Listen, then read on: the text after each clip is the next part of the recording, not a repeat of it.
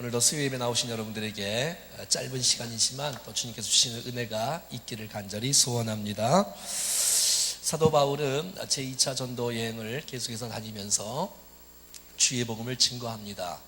또 주의 복음을 증거하면서 또 핍박을 받고 고난을 받으면 또 하나님께서 피할 길을 예비하셔서 다른 동네 가서 또 복음을 전하기도 하고, 힘든 것이 복음을 중단하지는 않고 또 하나님의 뜻이 또 오른쪽이면 오른쪽 가서 복음을 전해서 데살로니가 교회 갔다가 또 베레에 갔다가 또 오늘은 아덴에서 복음을 전하고 또 다음에는 고린도 가서 복음을 전하는 제2차 전도 여행이 계속해서 진행되는 것을 보게 됩니다. 특별히 오늘은 아테네에 가서 복음을 전하는 장면인데요, 우리가 잘 아는 이 아테네, 이 아덴은 사도 바울이 먼저 가게 되어지고 또 우리 디모데하고 실라가 나중에 합류하는 것을 이렇게 말씀을 통해서 알 수가 있습니다. 아덴은 우리가 잘 안 대로 철학의 도시입니다. 오늘도 여러분들이 아는 에피쿠로스, 또 스토아 철학자, 이것이 성경에 나오고 있어 벌써부터요. 그래서 철학의 도시이고 지식의 도시이고 이성의 도시이고 지성의 도시인 이 아덴에서 사도 바울이 어떻게 복음을 전하는지에 대해서 성경은 기록하고 있습니다. 아무리 지식이 많아도 그 지식이 하나님을 향하지 못하면 결국 그 지식은 우상을 섬기는 것으로 이게 바뀌어지는 것을 봅니다. 오늘 16절 같이 한번 읽겠습니다. 시작. 바울이 아덴에서 그들을 기다리다가 그 성에 우상이 가득한 것을 보고 마음에 격분하여. 이럴 수가 있나 말이지. 기대를 얼마나 많이 했겠어요. 아테네에 가서 자기가 지금까지 헬라의 모든 문화도 다 배우고 정말 지식이 굉장했던 이 사도 바울이 복음을 같이 아니까 그들과 함께 논리로 함께 나누고 지성으로 나와도 사도 바울이 지지 않을 수 있다는 자신감을 갖고 갔는데, 도리어 그들은 모든 지식을 갖고 우상을 섬기고 있는 것입니다. 온 천지의 우상. 여러분, 이 아테네에서 누가 태어났냐면 소크라테스가 태어났고요, 소크라테스의 제자 플라톤이 태어났고요, 아리스토텔레스가 나왔습니다. 그러니까 모든 철학자들이 다 아덴, 이 아테네에 다 출신들인 것을 보게 되어집니다. 마음속에 거룩한 분노가 가득한 거예요. 거리마다 광장마다 있는 거라고는 우상밖에 없는 것이에요. 하나님을 떠난 지성은 하나님을 섬기지 못하고 우상을 섬길 수밖에 없구나라는 사실들을 보게 되는 것이지요. 자, 오늘 뒤에 한번 22절 성경 한번 볼까요?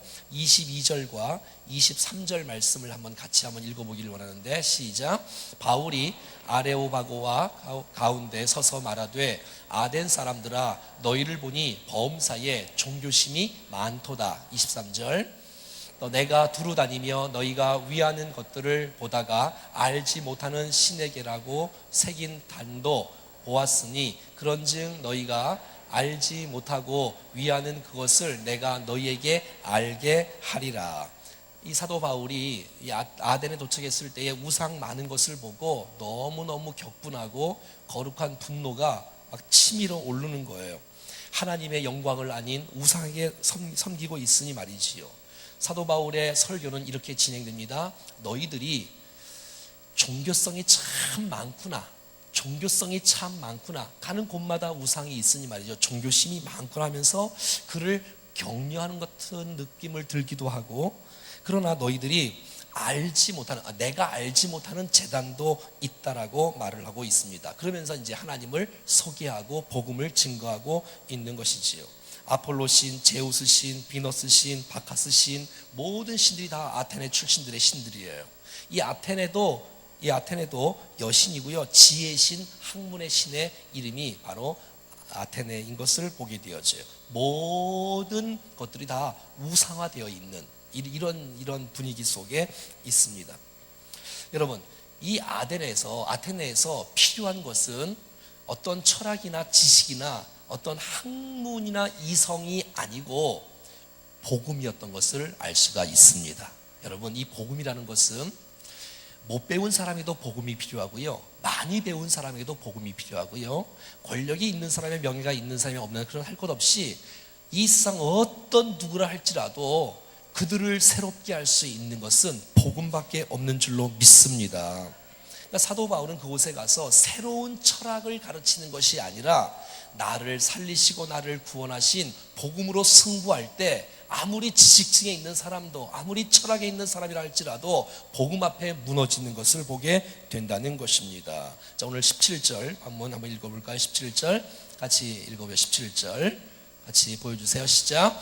회당에서는 유대인과 경건한 사람들과 또 장터에서는 날마다 만나는 사람들과 변론하니. 사실 사도 바울은 처음에는 복음을 전하지 않은 것 같습니다. 그래서 많은 사람들은 이 아테네의 사도 바울의 선교는 실패했다 이렇게 말하는 사람들도 굉장히 많이 있어요. 왜냐하면 오늘 본문에 보니까 변론, 쟁론 이런 말이 많이 나와요. 그러니까 변론하고 쟁론하는 그 메시지는 사도 바울이 복음을 증거하는 것이 아니라 처음에는 자기의 지식을 갖고 자기의 이성을 갖고 이렇게 하다가 이것이 안 되니까 나중에 결국은 복음으로 승부하는 것을 보게 돼요. 그래서 이 사도 바울이 나중에 깨닫게 되어져요. 아하, 이 아덴에서 내가 잘못했다. 내가 처음부터 복음을 전했어야 되는데 괜히 그들의 비유 맞추려고 지식으로 철학으로 다가갔던 것을 이렇게 나중에 돌이키는 모습들을 신약성경 사울 바울 서신에서 보게 되어집니다. 사도 바울은 회당에 들어갔습니다. 회당에는 유대인들이 있지 않겠습니까? 유대인들도 있고 경건한 사람들이 있고 또 장터에도 있어요. 날마다 만나는 사람들과 함께 변론하고 있습니다. 자, 이제 18절에 사도 바울이 무엇을 전하는가 한번 읽어볼까요? 시작. 어떤 에피쿠로스와 스토아 철학자들도 바울과 쟁론할세 어떤 사람은 이르되 이 말쟁이가 무슨 말을 하고 하느냐 하고 어떤 사람은 이르되 이방 신들을 전하는 사람인가 보다 하니 이는 바울이 예수와 부활을 전하기 때문이다. 아멘. 자, 사도 바울이 이제 만난 사람들이 이제 철학자들이에요. 그리고 지식이 있는 사람이고 이성이 아주 뚜렷한 사람들이에요. 이때의 에피쿠로스와 스토아는 아주 정반대를 주장하는 학파입니다. 그래서 그 추종자들이 많이 있었어요. 어떤 사람들은 스토아 학파를 따르는 사람들이 있었고 어떤 사람들은 에피쿠로스 학파를 따르는 사람들이 있었습니다. 이 둘은 가장 아테네에서 인기 있는 학파였고요. 철학의 학파에 가장 인기 있는 사람들인데 둘이 아주 경쟁제에서 정반대의 목표와 비전을 제시하고 있습니다. 에피쿠로스 학파들은 향락주의, 쾌락주의이기 때문에 죽음을 생각할 필요가 없다는 거예요. 살아있는 동안에 쾌락을 즐기고 향락을 즐기라고 말하고 있는 거예요. 죽음은 끝나는 거다. 죽음 이후를 우리가 생각할 이유가 없다. 살아있을 때 잘 살아야 된다라고 주장하는 사람들이 바로 에피쿠로스 학파입니다.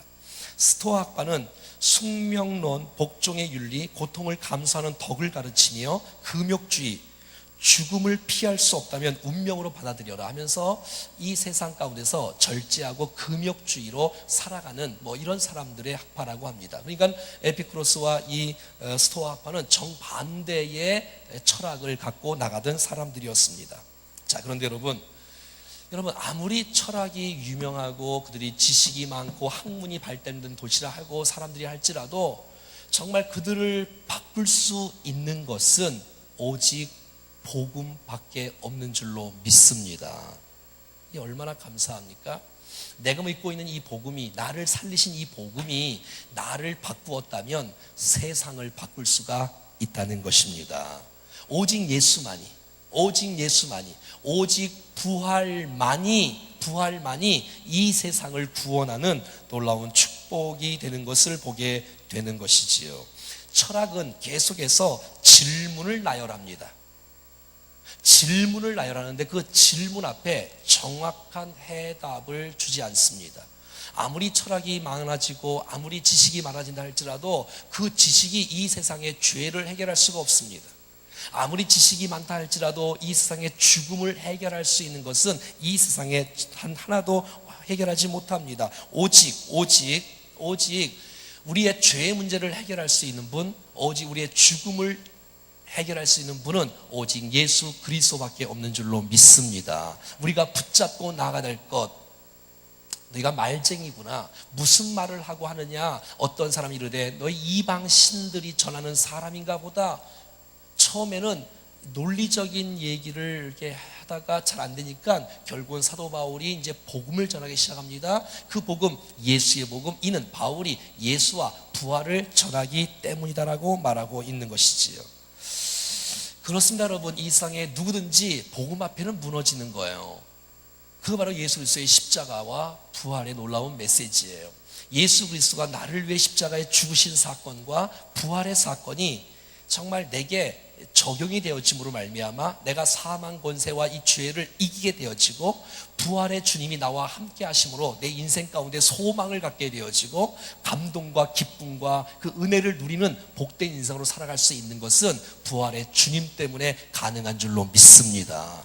여러분, 이 놀라운 복음의 능력의 역사가 우리 교회 가운데 흘러 넘칠 수 있기를 축복합니다. 아니, 이 충정교회에서 복음이 선포되어지고 우리 사랑하는 성도들이 이 복음화의 십자가를 붙잡고 이 부활의 복음을 붙잡고 선포해 나갈 때에 이 원주의 소망은 이 세상 어떤 것이 아니라 오직 예수 그리스도의 십자가와 부활의 역사가 이 원주 땅의 소망인 줄로 믿습니다. 이 복음을 전하는 거예요.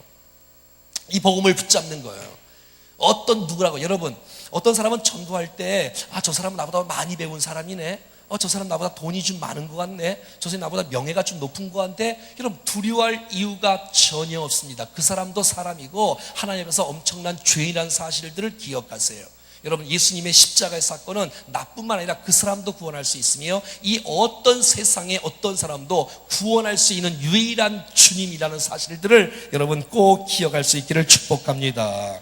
자, 이제 아덴의 반응이 이제 여러 가지 나오는데, 우리 32절부터 볼까요? 32절 우리 한번 쭉 보죠. 32절 맨 뒤에 나오는데 한번 읽어볼까요? 32절 시작. 그들이 죽은 자의 부활을 듣고 어떤 사람은 조롱도 하고 어떤 사람은 이 일에 대하여 내 말을 다시 듣겠다 하니, 33절 이에 바울이 그들 가운데 서서 떠나매, 34절 몇 사람이 그를 가까이 하여 믿으니 그 중에 아레오바고 관리 디오누시오와 또 다마리라 하는 여자와 또 다른 사람들도 있었더라. 아멘. 아덴에서 복음을 증거하니까, 예수 복음 전하니까 이 아덴의 사람들 가운데 이렇게 반응들이 여러 가지로 반응이 나타나요. 그 첫 번째는 32절에 보니까 조롱하는 사람들이 나타나요. 반대하는 사람들 말이지요. 그들이 죽은 자의 부활을 듣고 어떤 사람은 조롱도 하고, 저게 무슨 말이냐? 저게 가짜냐? 저게 진짜냐? 전 말도 안 된다. 지금 이 시대도 그럴걸요? 여러분, 이 복음을 증거하면 너희들 아직도 교회를 다니냐? 아직도 예수를 믿냐? 하면서 이렇게 계속 조롱하는 사람들도 있을 거예요. 믿지 않고 거절하는 부류의 사람이 있다는 거예요. 뿐만 아니라 32절 말씀해 보니까 어떤 사람은 이 일에 대하여 내 말을 다시 듣겠다, 내가 좀 더 연구를 좀 해봐야 되겠다, 아주 틀린 건 아닌 것 같고 맞는 것 같긴 한데 내가 지금 당장 결정 못하겠다, 내일 그 복음을 좀 다시 한번 듣고 싶다, 내가 다음 주에 그 복음을 좀 한 번 더 듣고 싶다, 다음에 자세하게 나에게 다시 한번 복음을 전해주지 않겠니 하면서 기다리는 사람들이 있어요. 참 그래도 감사하지요. 또 31과 34절을 말씀해 보니까 31과 34절 한번 읽어볼까요? 시작. 몇 사람이 그를 가까이 하여 믿으니, 이게 믿는 사람이 있는 거예요. 할렐루야. 얼마나 감사한가 여러분. 거절한 사람도 있고 미루고 지연하는 사람도 있지만 그 복음 앞에 믿는 사람이 나타나게 되어졌다는 것입니다. 여러분, 이 몇 사람이 결국 도시를 바꾸는 거고, 이 몇 사람이 결국 민족을 바꾸는 놀라운 축복의 미랄이 되었던 것입니다. 여러분, 원주에 수많은 사람들이 살고 있는데 하나님께서 이곳에 충정교회를 세워주셨어요. 충정교회가 주의 복음을 증거하고 정말 주님의 우리의 소망 되심을 붙잡고 함께 선포하고 나갈 때에 수많은 사람들은 조롱하는 사람들도 있을 수 있을 것이에요. 아니, 얌전하게 예수를 믿지 말이야, 무슨 수요일도 나가고 새벽도 나가고 금요일도 나가냐 하면서 조롱하는 사람이 없지 않아 있을 수 있을 거예요. 어떤 사람은 계속 관찰하는 사람이 있을 거예요. 충정교회 그 움직이는 조짐을 이렇게 바라보면서 또 관찰하면서 기다리면서 이게 어떻게 되는지 말이죠. 왜? 한 50% 더 사람들은 원래 왔다 갔다 해요. 왜? 앞장서기는 좀 그렇고 또 반다기는 좀 그렇고 그냥 중간에 있어요. 그래서 사람이 이제 여론이 좀 쏠려가면 그때 또 올 사람들도 분명히 있을 거예요. 근데 여러분, 제 마음속에 요즘에 어떤 확신이 드냐면, 제가 이렇게 충정교회를 위해서 이제 꿈꾸고 비전을 품고, 이게 주일날 설교할 내용인데, 이게 이제 막 이게 말하면 제 마음속에 이 충정교회가 부흥이 되겠다라는 그 기대가 드는 거예요. 아니 옛날에 말이지요. 2년 전에 말하는 거예요. 지금 2년 전에 부흥이 되겠다, 이렇게 좀 이게 마음을 먹었어요. 이게 이렇게 되겠다 이런 마음이 들었어요. 근데 여러분, 요즘에는 제가 말씀을 전하고 기도하고 막 찬양을 하면서 어떤 마음이 생기냐면 진짜 부흥이 되겠다. 지금 제가 솔직한 제 마음을 표현하는 거예요. 제가 전에는 이게 부흥이 되겠다, 이 정도가 되겠다라고 이렇게 이제 기대를 걸고 이게 좀 이런 마음이 있었는데, 요즘에는 막 기도를 하는데 주님께서 좀 이게 무게를 주세요. 무게로 이게 좀 밀어주시고, 은혜를 주시고, 응답을 주시고, 기도에 또 힘을 있게 주시고, 말씀에 계속해서 그 말씀에 대한 기대와 힘을 불어넣으시는 놀라운 주의 소망이 제 마음속에 있습니다. 여러분, 주님이 도우실 것입니다. 반드시 됩니다. 여러분, 원주에서 정말 한 번도 걸어가지 못했던 그 길을 충정교회가 개척자의 정신으로 시대를 앞서가고 이 원주를 복음하는 일에 첫 번째 기수로 세워지는 놀라운 축복의 역사를 기대합니다. 고맙습니다. 여러분, 함께 일에 함께 우리가 기도하면 여러분 넉넉히 그 일들을 감당할 줄로 믿습니다. 여러분의 고정관념, 우리 교회는 지금 38년 동안 이 정도였어, 그렇지 않습니다. 여러분, 그렇지 않아요. 여러분, 꿈을 갖고요, 여러분 가나안을 바라보십시오. 앞에 요단강이 있어도 주께서 건너게 하신 놀라운 축복이 있었습니다. 여러분, 이제 여호수아 4장을 기대하십시오. 지금 벌써 설교 준비를 다 해놨어. 벌써 너무 행복해. 나는 막 4장 막 설교하고 싶은 마음이 막 마음속에 굴뚝 같은데, 주일날도 사모하는 마음으로 기대하고 오시면 주님께서 우리 가운데 역사하시는 감사의 기념비가 세워지고, 역사하신 그 놀라운 축복 역사를 기억하고 앞으로에 대한 미래에 대한 놀라운 축복을 주께서 우리 가운데 선물로 주시는 놀라운 능력이 우리 가운데 있을 것입니다. 한 사람도 구경하는 사람 없이 함께 동참하고 함께 이 발을 내딛고 나가면 위대한 역사를 이루는 주역으로 우리 모두가 다 쓰임받을 줄로 믿습니다. 그래요, 여러분, 우리 모두가 다 성령을 경험하고 은혜를 경험하고 몇 사람으로 출발한 하나님의 사람들이지만, 그 몇 사람으로 출발됐던 믿었던 사람들이 결국은 역사를 이루는 거예요. 여러분, 그 사람들을 통해서 하나님의 역사가 이어지는 거예요. 여러분, 우리 가운데 주의 복음이 전달되어지고, 그 복음이 우리에게 온 그 복음을 우리가 붙잡고, 내가 정말 이 VIP들을 위해서 날마다 기도하고 내가 그들을 축복하고 사랑할 수 있는 마음이, 여러분 그냥 흘러가는 메시지에 그냥 흘러가는 이야기가 아니라, 정말 내 안에 계신 그 주님께서 우리의 전도 대상자들을 정말 구원하기를 그렇게 기뻐하시는 그 열망이 우리 가운데 가득 찼을 때 말이지요. 그래서 내가 일주일 동안 내가 그들을 위해서 내가 어떻게 기도할까, 어떻게 내가 사랑을 베풀까, 내가 어떻게 만날까, 그 몇 사람이 난 여러분들이 될 수 있기를 축복합니다. 여러분, 성경에 보면 그 몇 사람을 통해서 부흥은 역사가 일어났고, 그 몇 사람을 통해서 큰 무리가 주님 앞에 돌아오는 역사가 나타났던 것이에요. 제발 우리 모두가 구경하지 말고 이 일에 앞장서서 쓰임받는 우리 모두가 될 수 있기를 간절히 축복합니다. 여러분, 몇 사람이 주의 복음을 증거할 수만 있다면, 십자가의 복음을 증거할 수 있다면, 타협하지 않고 부활의 놀라운 능력의 주님을 승가할 수 있다면, 그 몇 사람이 복음의 씨앗이 되어 큰 열매를 맺는 놀라운 축복이 있을 거라는 사실을 믿습니다. 여러분, 아테네에서 사도 바울이 실패한 것 같지만 결국 복음을 통해서 몇 사람이 복음을 받고 계속해서 복음이 전파되어지고 확산됐던 것처럼, 오늘 우리에게 복음의 미랄처럼 주님 앞에 쓰임받고 나갈 때에 이 원주 땅에 소망이 있는 놀라운 축복이 있는 은혜의 역사가 있을 것입니다. 우리를 주께서 쓰실 것입니다. 우리 교회를 쓰실 것입니다. 할렐루야.